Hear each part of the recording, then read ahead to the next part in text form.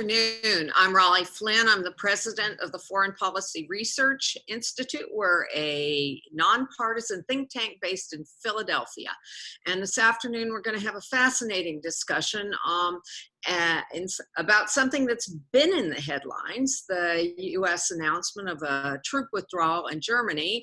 However, we're going to go way deeper than the headlines, which is what we do here at FPRI. We have an excellent group of panelists today, and our moderator needs no introduction, but I'm going to introduce him anyway for those of you who don't know him.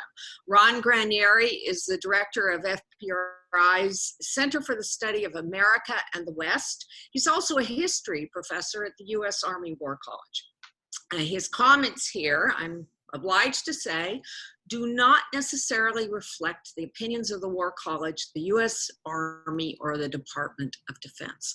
Before I turn it over to Ron, I also want to put in a plug for Orbis, which is our quarterly journal. You get it with your membership if you pay a little more, $50 more a month. But I think you'll find the articles are terrific, and subscribing to Orbis gives you access to the full archive of Orbis, something that if you don't have a subscription, you pay something like $30 an article to view. And our summer edition is all about 20 years of Putin, who is scheduled to be in power, as you all know, till 2036.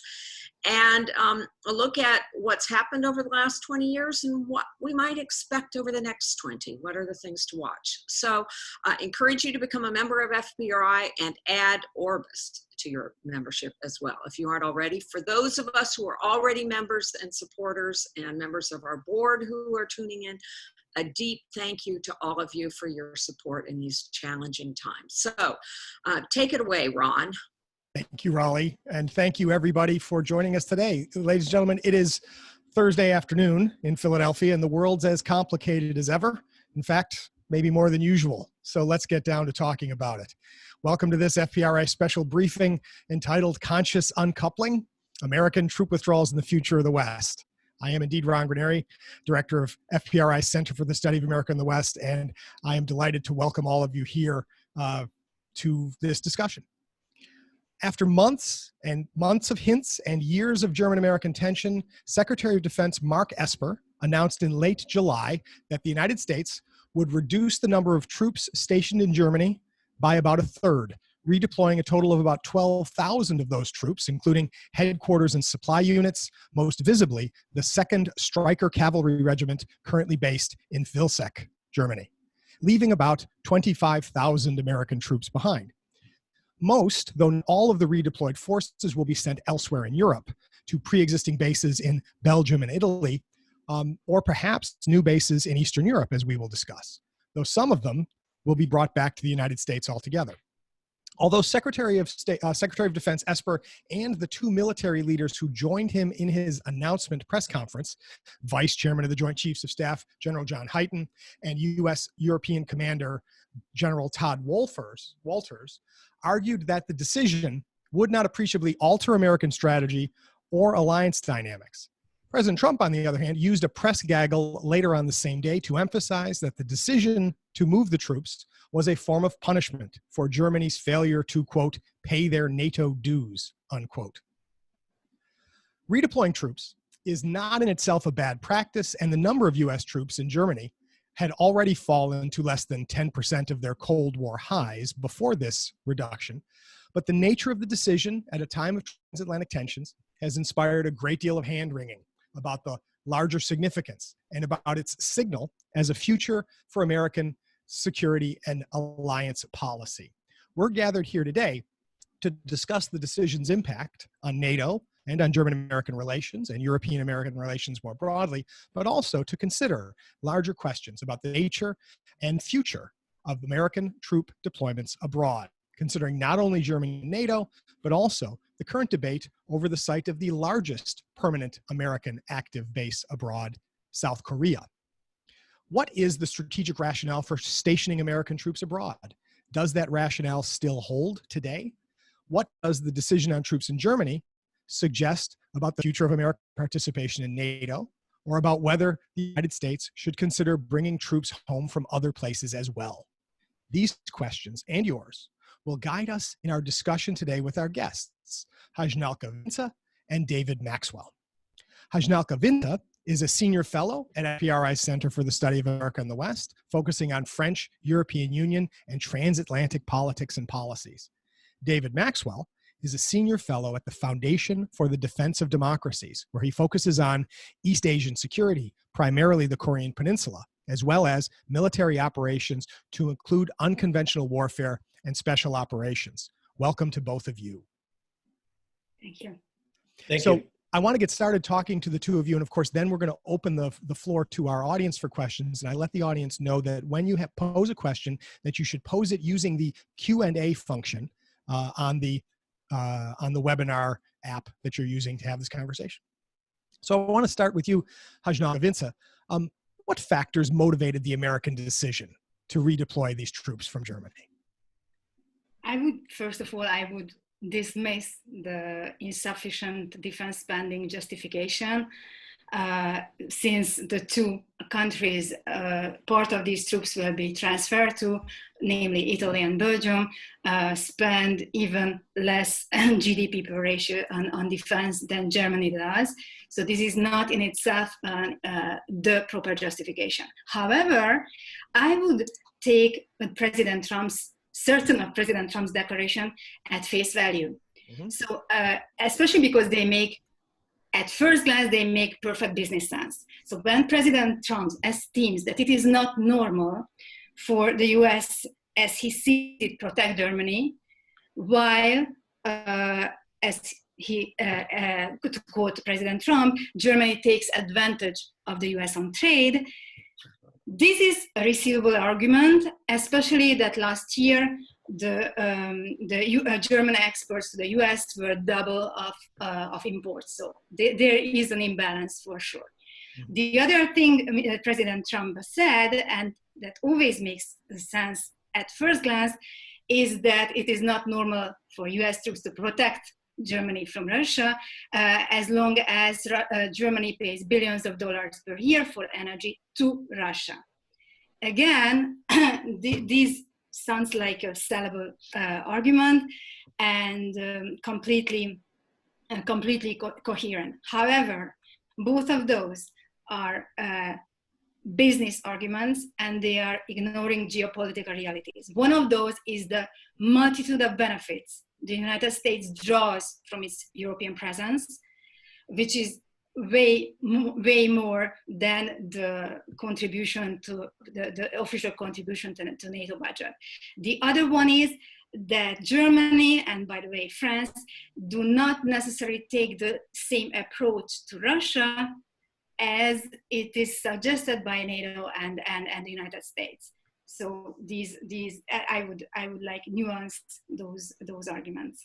That's fair. Well, and I do want to, we'll get into some of those NATO questions, and certainly the issue of the president has had a particular, let's say, has had a particular interest in the relationship with the Germans, and has a particular series of criticisms about the Germans in particular, both when he talks about trade and his relationship with Chancellor Merkel. And the issue, we don't want to reduce everything to domestic politics, but certainly it's easier for the president to do this in a way that appears to be a criticism of Angela Merkel than it is for him to be consistent in his application of the NATO 2% of the defense budget rule. I want to bring David in here real fast to get into this issue of, in broadly speaking, what's the purpose of stationing American troops in large numbers outside of the continental United States? And has that rationale changed since the end of the Cold War? Well, that's a great question. And that really gets to the fundamental, I think, question about our alliances. And I'll address your question specifically, but first I'd like to say, this entire situation really begs the question of, how do we view alliances? And I think that the president has a very transactional view. And I think traditionally we've had a view of alliances that are based on shared interests, shared values, and shared strategy. And so we really have these competing ideas, the president's transactional view and our traditional view of alliances. And so we as Americans and our allies really need to decide what it is we want to have in terms of our alliances, how we value them, how we view them. Now, to your specific question, what makes America secure has always been our two oceans. We have friends to the north and south, and we have two large oceans that have really protected us. And that has always been a good thing. But as a global power, and to be able to project power, we have those two oceans cause the tyranny of distance. And it is difficult to deploy forces from the United States to where they might need to be.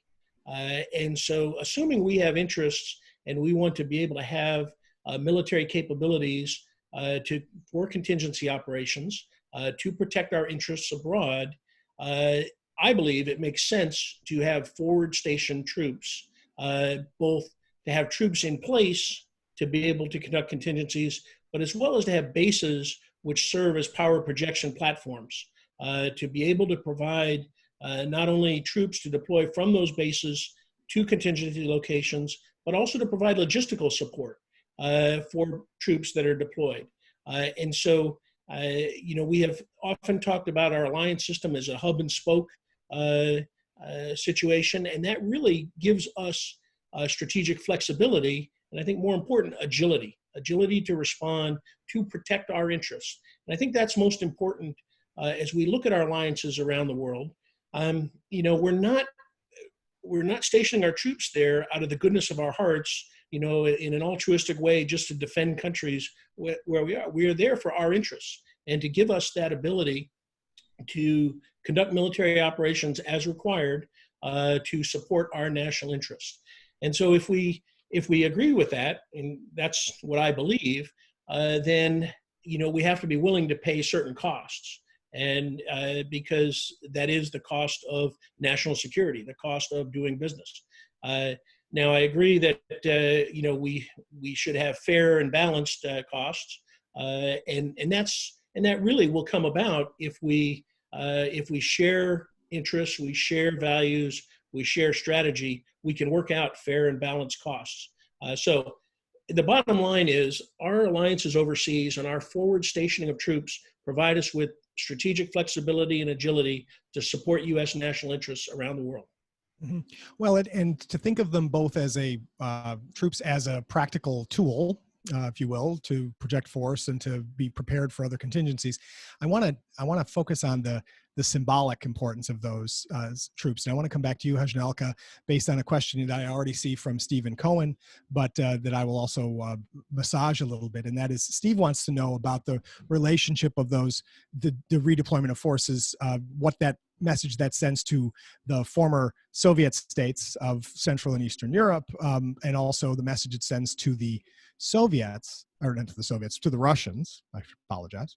But in general, the question of what do the states of Eastern Europe, do you think, what do they see when they see the United States moving troops from Germany, and what can the Trump administration do to try to send a more, say, reassuring message to those states? Excellent question. So I would say that although the details are still to be worked out of the exact repositioning, but there is one thing which is sure, that there will be a positive spin put on it.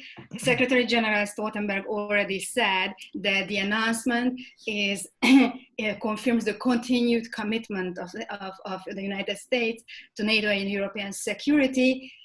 At the same moment, when in Germany and the western part of Europe, it was more seen like a slap in the face of delinquent Germany, if we are talking about symbols. However, what is to be expected is that there is going to be a kind of a competition of where these freed up US troops will be moving. And obviously, the Eastern European states, Baltics and Poland in particular, are keen on having and hosting more and more US troops. The reasoning is, obviously, they have historic reasons for wanting as much guarantee as we can. But I would just remind, just quote one of Henry Kissinger's phrase. He said that actually already during the Cold War, the presence of US troops, those US troops present in Western Europe, were viewed more like hostages because of the uncertainty surrounding Article 5. Mm-hmm. So we all know that Article 5 is not an automatic commitment, so this collective defense commitment. So all these, so Western Europeans already were not sure about how relevant the pledge would be in certain circumstances. Now, Eastern Europeans are continuing this logic, and they want to host these forces. They consider them also like a tripwire force, mm-hmm. which means that if anything bad happens, like in terms of Russian aggression or hostile activities, obviously with troops present, the United States would be more easily involved. Actually, Lithuanian president, when she was receiving the first US paratroopers, said this quite telling sentence. She welcomed the US troops, and she said that now, if numbers are not important, because if one of our guests get harmed, it means an open confrontation, not with Lithuania, but with the United States of America. Mm-hmm. So this is the general consensus. The big question is whether these are permanent forces or rotational forces. Right. So obviously the Eastern European states would like to have permanent forces there, but the 1997 Russia-NATO agreement was kind of said that in the foreseeable future and environment, which has changed since that, there will be no additional substantial combat forces permanently stationed in these new member states. Right.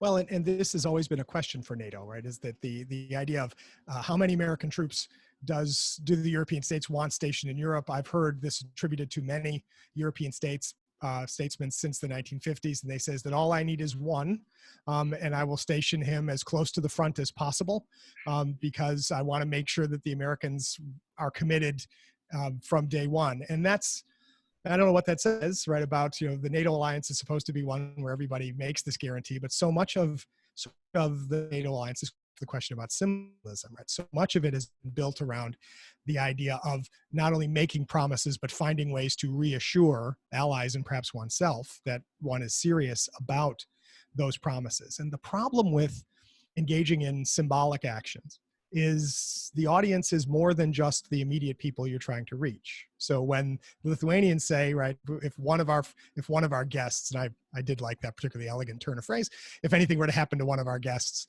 that the United States would be involved, right? That's Lithuania is gaining a sense of security and confidence from the presence of the Americans.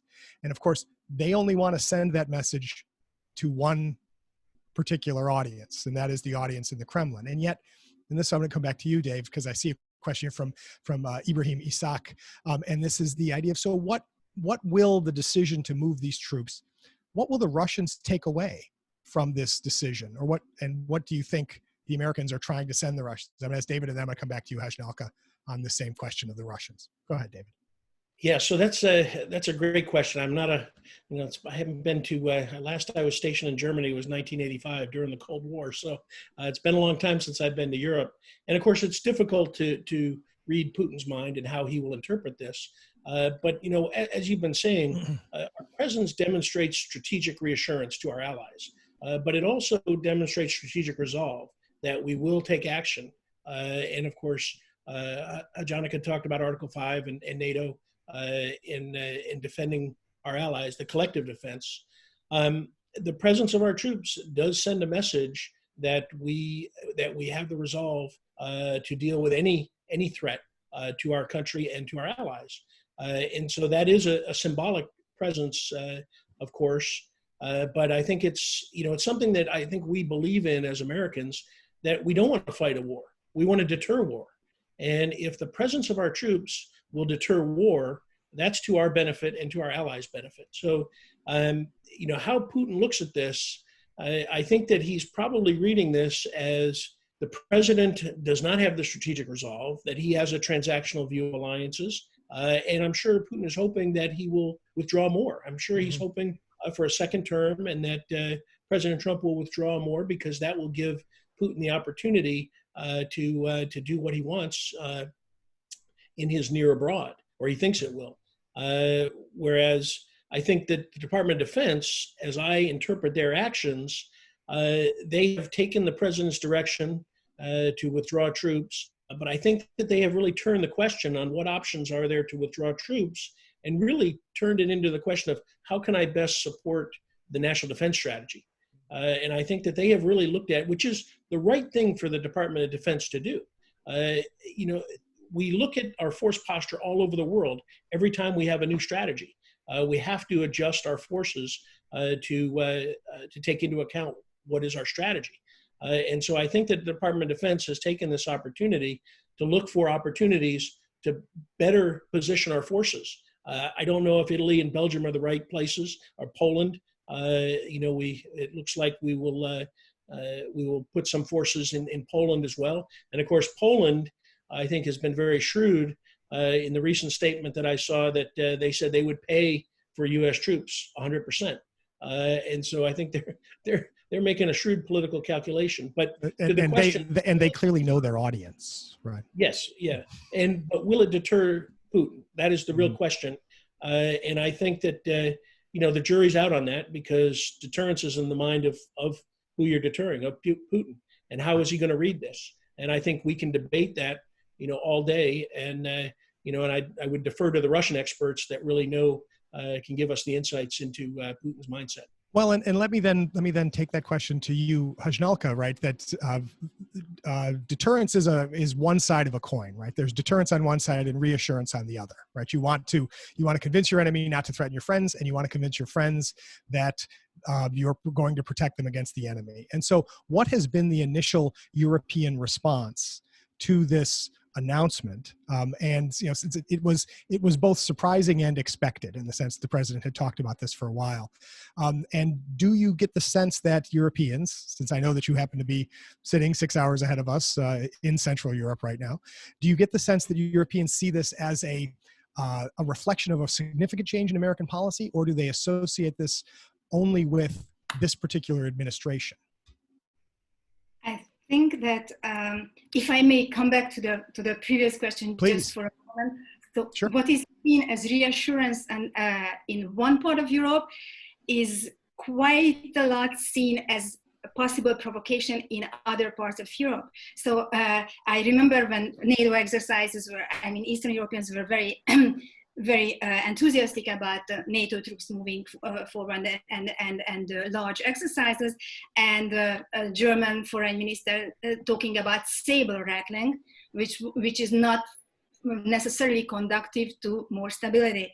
And I would also emphasize that US policymakers make up their mind about European ambience and mindset a lot by listening to their closest, most Atlanticist allies in the eastern border of the alliance. But EU heavyweights, Germany and France, have a very different geopolitical approach.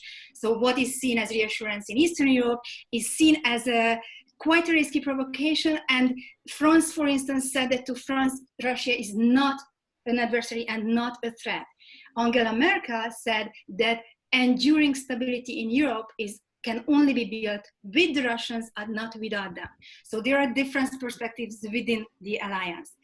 And coming back to the original question, which if you would be so kind to just in a nutshell. Just to relate it to what you just said, right, is the idea of how would you characterize the European responses to this decision? And is this associated with the personality and the preference of the president alone, or is there a sense that this reflects something more profound about the United States? I think that the big novelty this time is that it is seen just as one episode of a series of grievances, which are not necessarily, which have started way before the current administrations, certainly accelerated with it and intensified, but I would make a comparison with what happened under George W. Bush and the Iraq crisis, which was one of the biggest transatlantic crises in 2003 about the US invasion of Iraq. Mm-hmm. And at that time, under George W. Bush's administration, you could hear in Europe that we have to wait it out, it's un-American, we will get back our true American friend, it's just reaction to 9/11 and things will settle down. The big difference today is that even German leaders are talking about very explicitly, always with the same words, the German president, the German foreign minister, the German defense minister, saying that only the tone would change, but not the substance of US policy. And this is because the drifting apart between the two sides of the Atlantic Ocean has been confirmed by the much-awaited Obama administration. Mm-hmm.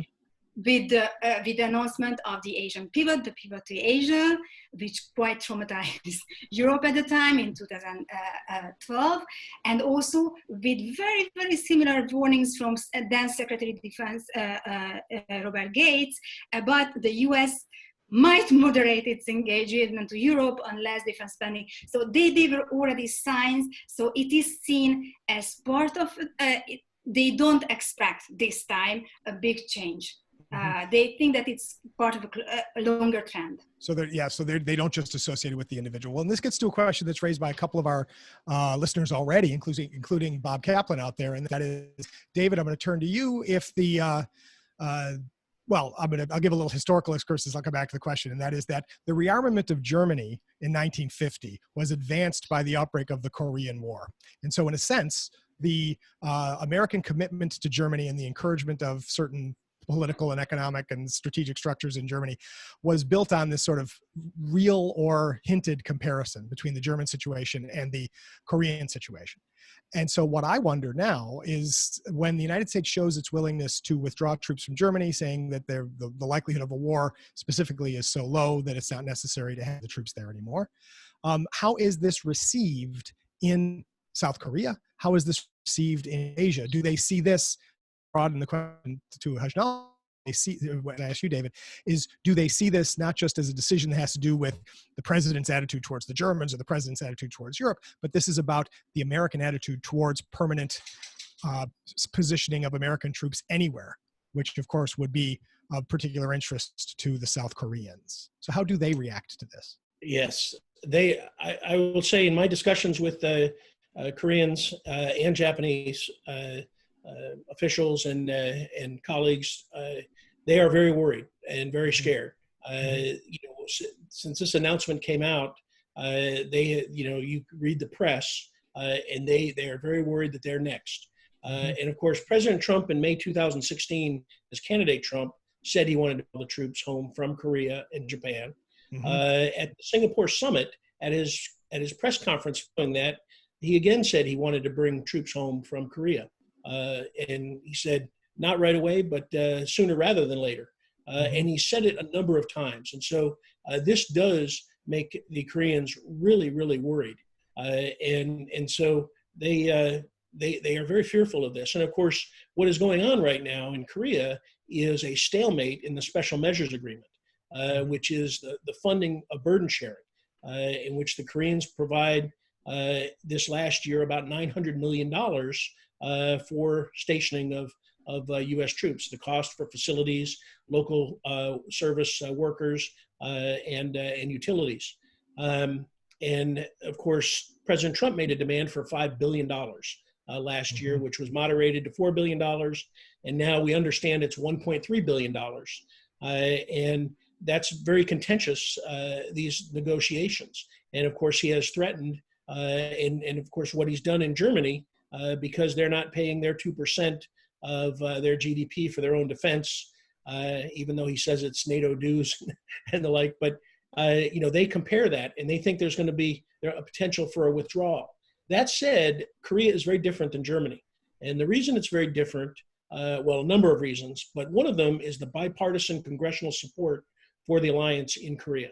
And for the last 3 NDAAs, there have been language has been language in those bills that has said that the United States, the DoD cannot withdraw troops below the 28,500 current threshold, that Congress will appropriate no money to withdraw troops unless the Secretary of Defense can certify that there will be no harm to U.S. national security interests and to those of our allies, Korea and Japan.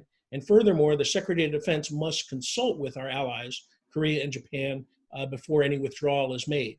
And so I think it's going to be a very difficult argument for the Secretary of Defense to make to certify that a withdrawal of U.S. troops will not harm U.S. national security interests or those of our allies. Mm-hmm. And so this language in the bill provides some constraint on the President and the Department of Defense for removing troops. That said, part of our troop presence in Korea is a rotational brigade, a brigade combat team. That could be allowed to rotate and not be replaced, and that would require no expenditure of appropriated funds. So there could be a reduction of force by not rotating. There could also be reductions of force that don't require appropriated money by allowing the individual rotation of troops and not replacing them. And so there are ways that they might be able to get around that. But the bigger question is, what does that mean? And I think that what we have learned about deterrence in Korea, in 1997, when Hwang Jung-yap defected, the highest ranking defector in Korea, we asked him why North Korea has invested all this money in the fourth largest army in the world, 1.2 million soldiers, 70% of them deployed offensively along the DMZ, ready to attack the South. And why haven't they attacked? And he looked at us and he said, well, we can't win a war with South Korea if the United States supports South Korea. And the presence of U.S. troops is an effective deterrence to the decision to attack South Korea. And so our presence is contributing to preventing war. It is having a direct effect on deterrence. And of course, from our interests, while North Korea presents an existential threat to South Korea, it is in our interest that we prevent war on the Korean Peninsula, because if there is war there, it's going to take place at the nexus of the second and third largest economies, China and Japan, the 11th largest with South Korea, two nuclear powers, China and Russia, and a rogue nuclear power, North Korea. And it is likely that any conflict on the peninsula is going to have global impact, at least global economic impact, and affect us at home. And of course, any miscalculation could expand the conflict beyond the borders of the Korean Peninsula, and that could be devastating to the world. So it's in our national interest to prevent war, and our 28,500 troops have been effective in deterring war really for the last 67 years, since 1953. Right. Okay. So, and counting, right? As of our recording right now, right? They have managed to, which is also an issue, because we are very complacent, because we've been successfully deterring North Korea for that period of time. There has not been a war. And so people rightly ask, well, then why are we there if they have never attacked? And that's a difficult argument to make, because there have been bad things that have happened, many provocations and, attacks on the Blue House, shooting down U.S. aircraft, axe murders of U.S. soldiers at Panmunjom, attacks on South Korea and Burma on the administration in 1983, shooting down aircraft and terrorist attacks on aircraft before the Olympics. So there's been many bad things that have happened, but there has been no resumption of hostilities, which is in everybody's interest to ensure it doesn't happen. I will say that this goes back to a famous exchange that one-time Secretary of Defense Caspar Weinberger had with a congressional committee when they were talking about the defense budget. He said the problem with the defense budget based on deterrence is like it's buying fire insurance, and every year when the premium comes due, somebody says, well, we haven't had a fire yet, so why are we paying all this money for fire insurance? It's a good thing to have when you need it, but you hope you're never going to need it, which is a paradox of deterrence, which gets me actually back to you, Hajnalka, because here's an interesting question. Is we have European states and European leaders who have said that Europe should develop a greater autonomous sense of its own defense capabilities. And if that were to be the case, then one would imagine that the need for specific American troops would be less. Is there any possibility, and I ask this question as does Amit Pandya, ask this question, is there any possibility that this American decision could be used as a legitimate spur for the Europeans to make those kinds of efforts at their own autonomous defense that they have been reluctant to make up to now? Excellent question. Very thought-provoking, and obviously it is Europeans and autonomy. Autonomy and strategic autonomy particularly has been the taboo word of European foreign and security policy. European defense policy could be about anything but being European and being defense, so collective defense was ruled out. So European autonomy is the concept around which everything revolves, especially since the end of the Cold War. The big change was in 1999 when the EU decided to launch a European defense policy separate from NATO. Until then, there were initiatives to have European forces separable but not separate from NATO, and all these kinds of very interesting verbal acrobacies. But this is when European defense was launched. Ever since, it had its ups and downs between the British version, which saw this as a useful complement to NATO, and the French version, who saw it as building an autonomous European force in the order not anti-American, not by anti-Americanism, but being able to be an equal partner to the United States and being able to choose basically European actions and in the defense field. This one, it had a very long hibernation period after the financial crisis, but it was relaunched actually before contrary to what President Macron likes to say, it was relaunched before President Macron's coming to power, because it was relaunched on 2016, namely with the so-called EU global strategy, which for the first time ever in European documents made European strategic autonomy the key element of this strategy. It was a very, very moderate European autonomy and strategy. It was, as always, a common denominator there. Everything which has happened since the Cold War obviously argues for Europeans to become autonomous. There is still, obviously the French are pushing for that. However, what happened when this European defense policy was launched in 1999 is that the US very, very masterfully put 3 restrictions on this European defense policy. And these three restrictions limited it into a role of complement to NATO, but not autonomous from NATO and from the United States. One was no decoupling, which meant no European decision-making before previously concerting it within NATO. The other was no duplication, which meant that collective defense is ruled out of European defense. There will be no headquarters, so operational autonomy is out of the question, and there will be no armaments policy, or at least not without granting access to NATO and to the United States. And this is now the big question. And this is which will be one of the, I don't see the troop withdrawal as a tipping point for European autonomy. But what is certain is that during the past years, more and more pushes were coming in order to achieve this autonomy, or at least to start steps to achieve this, from the extraterritorial sanctions, which are very, very create very much resentment in Europe. They see that they are expected to follow US policy on Russia and Iran unless they don't want risk the companies put under direction. There were a dismantling, what they see as a dismantling of the European security architecture by US withdrawal from the Intermediate Range Nuclear Forces Treaty, from even under George W. Bush, the ABM Treaty, the Anti-Ballistic Missile Treaty, and the Open Sky Treaty. So there is like all these kind of things. When Europeans say that we want to be no longer free riders, but like autonomous actors of our own security.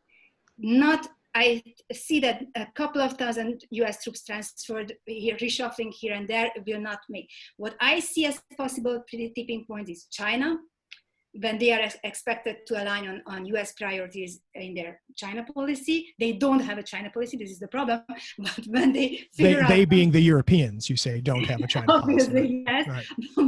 but when the European heavyweight nations see it's too much, and extraterritorial sanctions are building more and more resentment.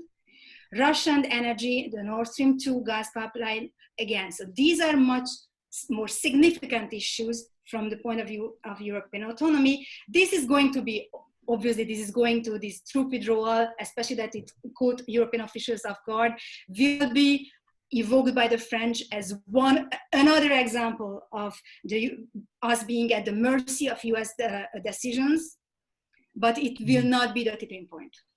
I mean, because that's the challenge, right? That's always been the challenge, is the Europeans always say that if the Americans won't offer us the necessary security, well, then maybe we'll go off on our own. And the Americans don't want them to go off on their own, but also are not always delivering exactly that that assurance, in part because the Americans don't believe the Europeans will ever get their act together. And so we have the Europeans saying, don't make me do this, because next time I'm totally going to do it, or at least next time I might think harder about doing it, right? That's, ultimately, there's a lot of bluffing going on here, right? And it's as if the Russians are watching us bluffing each other, whether they particularly think of themselves as being bluffed or deterred or reassured or wherever. I want to come back to that, but first, David, I've got two questions from Benny and Mike Noonan have related questions that I want to hit you with, and that is, Michael Noonan asks if the national security strategy was originally put together by H.R. McMaster and Jim Mattis, neither of whom still works for the administration. Can we really think of that national security strategy as being any way connected to this particular decision? That's one half of it. The other half is John Denny asks is, what do you think of the fact that the Senate Armed Services Committee Chairman, Senator James Inhofe, that he said he thinks the withdrawal plan is acceptable, which stands in contrast to most Republican hawks on the Hill. So the idea of, as a political matter, we try to figure out sort of who's made this decision, but also within the United States, do we think that there's going to be significant pushback from Congress? Do we think that there's any pushback within the administration on this decision? And is there any possibility that this kind of thing could all simply be changed after, I don't know, to pick a date out of a hat, January 20th, 2021? Well, that gets to those are two great questions. And I don't want to take up the rest of the time to answer that's them. all right. Well, that's right. We will respond if we don't answer. Sure. Cut me off if I'm, to Mike's question, I think it's fascinating. I have never seen a national security strategy and a national defense strategy quoted by senior leaders as much as these two. And so I think it's important, it shouldn't be, we shouldn't connect them to the primary authors, although obviously HR and General Mattis, were the primary, intellectual, minds behind the strategies. I think they've been adopted by, across our government. Now, perhaps not so by the president, although he did sign the national security strategy, and it is. But I have never seen so many senior leaders quote from it, and even State Department. I went to a briefing at State Department, and they came up with their own free and open Indo-Pacific strategy from State, which I thought was fascinating. That State would actually, have a complementary strategy for the free and open Indo-Pacific. So I don't think we should time to personalities. I think these strategies are pretty sound. Now, whether the troop withdrawal is in accordance with the strategy, to John Denny's question, we are wrapped around numbers of troops, and because that's the only quantifiable measure we can really talk about in public. I think what's happening in Europe, it may be a positive thing, and it may be in keeping with the strategy that we are repositioning troops and bringing some home. You know, the fundamental question that I think the department has to answer, in addition to what can be resourced in terms of funding, is what is the optimal way to position our troops around the world to support our strategies? And so if the department is answering that, and that may be more troops overseas, it may be less. I would say that if we focused on capabilities and what it is we need to do to accomplish and to support the strategy and accomplish the missions, the numbers could go up or they could go down. And we shouldn't be fixated on that level of numbers. But, you know, it goes back to our earlier discussion. That's our strategic reassurance and strategic resolve. You know, there's one soldier or 10,000 soldiers, that sends a certain signal. We reduce the numbers of troops, you know, that looks like a less of the, when in fact, we could be improving our defense capabilities with fewer soldiers stationed overseas. But it's very difficult to articulate that and explain that and convince people of that when they see the top line number being reduced. And that's really the challenge. So the fundamental question is, how do we optimize our force posture overseas to support our strategy? And I would say that's not based on simply a number of troops. Mm-hmm. Well, and this is where we get into that interesting question, right? That reassurance and deterrence are not simply a matter of numbers, as you say, but it is often about, it's about the symbols. It's also about the relationships behind them, in that if leaders have a certain attitude towards their partners or their allies, they're willing to accept some things that others wouldn't, right? That they will accept a degree of public disagreement, for example, with an ally with whom they already enjoy a great relationship of trust versus an ally that they already don't have a relationship of trust. And so this is why I want to go back to you, Hajnalka, and go back to the issue of personalities and leaders. You mentioned President Macron, who doesn't like to think about a world before he was president of France, because he likes to think that all of his ideas are brand new from him. But also the relationships between, say, the president of the United States, the president of France, the chancellor of Germany, is how should we understand the role that these personalities right now are playing, and how much policy may or may not change, considering that by 2021, we will probably have a different chancellor of Germany. We may have a different president of the United States. Interesting question, especially given that we have strong personalities, especially on the US and the French side. I would say that I don't really see long-term, even medium-term differences based on personality. I know that personal chemistry plays a big part in how things are going, how smoothly things are going in negotiations, but the negotiating positions are not changed by that. So the negotiating positions are right now in Europe, they are more and more weighing the cost-benefit ratio of the transatlantic relationship. So they see the transatlantic relationship as like doubly, and they are approaching in this way to French positions. Actually, the French were very happy both by Brexit and by President Trump, and French officials went public on saying that it might help our European partners to understand more what we mean by the need for more autonomy in Europe, and about Brexit, that the obstacles will be lifted, what the British always set up for European autonomy. So I would say that the basic trend is that Europeans are more and more made aware of the double conditionality of US security guarantees. Conditional in the sense that Article 5 is obviously not an automatic guarantee. It was put into question from the 60s, as General de Gaulle liked to remind his German friends, the US would not risk Chicago for Hamburg, to save Hamburg. And it was obviously called into question frequently by President Trump. So this is the uncertainty conditional part. The other side of the conditionality is the linkages, the security linkages. So these U.S. protection is seen more and more bluntly as, as linked to certain behavior from the part of European partners. This is not anything but new. I would like, because I like to see the continuity. Obviously, President Trump intensifies, and his personality makes it very, all these aspects very blunt and very clear to see. However, under the Clinton administration, the same transactional logic was put out publicly in the bottom-up review in the mid-90s. It said that our allies should be more sensitive to the linkages that exist between our commitment, our sustained commitment to their security on the one hand, and their actions in areas as trade, technology transfer, and participation in multinational security actions. So this is not new. I think that personalities can make it more clear, more feeding, but the negotiating positions are quite constant. Are quite constant. Well, and this is always important to remember, right? That we talked about how Bob Gates warned about free riders, Barack Obama warned about free riders, and they were supposed to be these great Atlanticists and friends of Europe.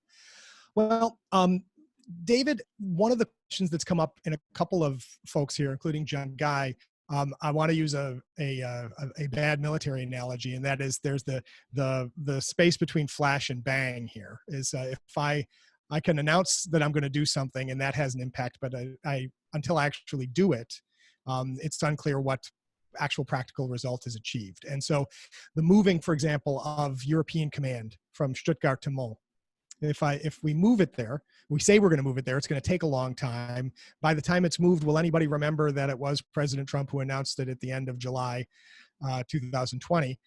And should that matter to anybody? I'm going to ask you that, David, but then Hajnalka, I'd like you all to weigh in on this too. Do Europeans care if EUCOM is in Belgium rather than in Stuttgart? Do they care whether AFRICOM is in Stuttgart or in Vicenza? David, I'll go to you first.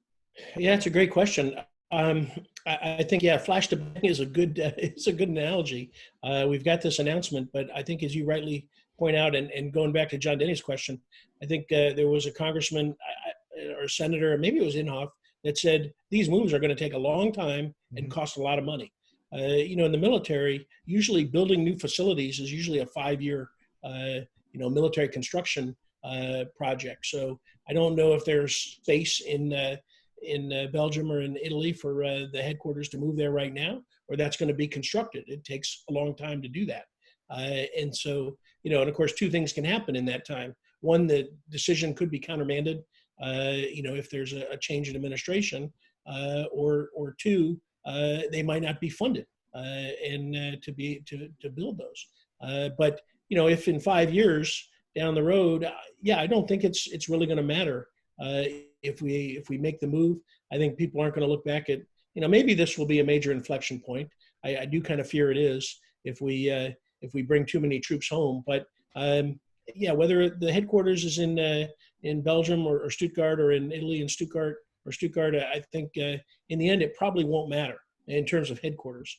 And so, but I think as long as we maintain a sufficient presence in Europe, I think we'll be satisfying our national security strategy, defense strategy, and demonstrating strategic reassurance and strategic resolve. So it's not as dire as it might seem, because we're not withdrawing all the troops. So I'll stop there. That's good. Hajnalka, what do you think? Right? Does it matter to Europeans if it turns out that it's the same number of troops, but they're just in different locations? Does that matter? I think that returning more precisely of the EUCOM transferring to Belgium, I think that it will make life more convenient for the commander of American forces in Europe, because, and this is going to be my point, Europeans are mostly aware of the fact that from the beginning of the alliance, the supreme commander for allied forces in Europe is double-hatted. So it is the same person who is the chief commander of US forces in Europe and the supreme commander of all allied forces, the NATO forces. Why this is important? It is important because it is nominated by the US, and because the chain of command ultimately goes back to the White House. And so bringing these two together in the same place will make it even more clear this overlapping of responsibilities that sometimes make Europeans grind their teeth. Interesting, makes them grind their teeth. But I will say that your discussion about NATO and the structure of NATO reminds me that FPRI, in our series of animated video primers, we have a video primer on the topic of NATO and this interesting structure that the Supreme Allied Commander is usually an American general or admiral. And yes, that overlapping relationship between Supreme Allied Commander and EUCOM Commander has always been kind of unusual. Go ahead, Hashnelka, you wanted to add. If I may just add why it is important, is during the past years, there is a new initiative which would like, in order to, for very, very rational reasons, they would speed up the decision-making process to be more reactive and more credible forces.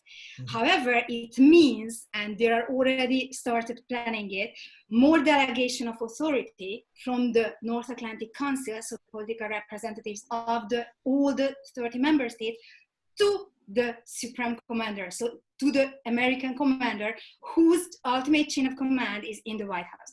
So this is why it is very important, because this debate has been more or less frozen during the Trump administration. There was not much receptivity for it on the European side, but it began already, and it would be a game changer. So it is something which is seen as a red line, especially by the French, but others would be also worried to see that their say in staging the troops, preparing the troops, so giving signals to the adversary, they say would be particularly reduced. Interesting. So we're just about out of time, but I want to give each of you a chance for a final thought. So I want to go to you two, you first, David. What you said a minute ago, right? That it's possible that this particular decision does not necessarily change the strategic balance or alter American security. Does that mean we should simply? Does this mean that we have nothing to worry about? Well, I think in terms of alliances, we always have to be worried about them, because it takes management, it takes engagement. Alliances need to be tended, and so we have to be careful on what we do, and so it could cause problems. But I think from a U.S. Defense point of view, as long as the department is looking at the most effective way to implement our national defense strategy, I think we're going to be okay. Politically, there are issues. The symbolism, as we've talked about, the deterrence factor, that those all have to be taken into account. But in the end, if the Department of Defense is able to optimize our force posture, not only in Europe, but around the world, that will be a good thing. Explaining that, making people understand that, making our adversaries understand that, as well as our allies, that's a real challenge. Right. And frankly, with the president's rhetoric and Congress's and our defense leaders, their words right now, they're not in sync, and I think that causes friction, frustration, and could potentially cause serious problems. And Hashnelka, your feeling so ultimately the way things stand now has the balance in European and American relations fundamentally changed as a result of anything that happened at the end of July 2020, or is this something that we just need to be prepared for further discussion about the balance of responsibilities? I think that it's really just another confirmation of the Europeans being asymmetrically dependent on the United States, which is an unhealthy situation, especially 30 years after the end of the Cold War and 75 after the end of the World War II. So this is something Zbigniew Brzezinski called protectorate and European vassals, and it hasn't changed. So this is one of many much more significant episodes which are working on pushing the Europeans take actually more responsibility, but not in the way of being complementary, but in the way of being actually equal partners to the United States. And of course, and that gets right down to it, right? If the goal ultimately is to be equal partners, that means both partners have to be aware of both their individual rights and their responsibilities to the partnership. And so we'll have to see where the things go from here. I am afraid we are out of time. We've gone through our entire hour here today. I want to thank Hajnalka Vinca. I want to thank David Maxwell for joining us for this conversation. I want to thank our audience for their smart questions. I hope that you found our answers as smart and as useful. Even though today's conversation is over, of course, conversations go on at FPRI, and we hope that you will tune in and join us for future conversations, that if you liked what you saw and heard today, that you will tell a friend about FPRI, that you will bring a friend to the next event as we all try to gather to analyze our complex world. To keep up with future episodes, future activities at FPRI, please visit our website, fpri.org. Follow us on Facebook and Twitter, and look for us soon. And until we see you again next time, for all of us at FPRI, with special thanks to our members and partners, which we hope you may decide to become one as well, I'm Ron Granieri. Thank you. Thanks, everybody.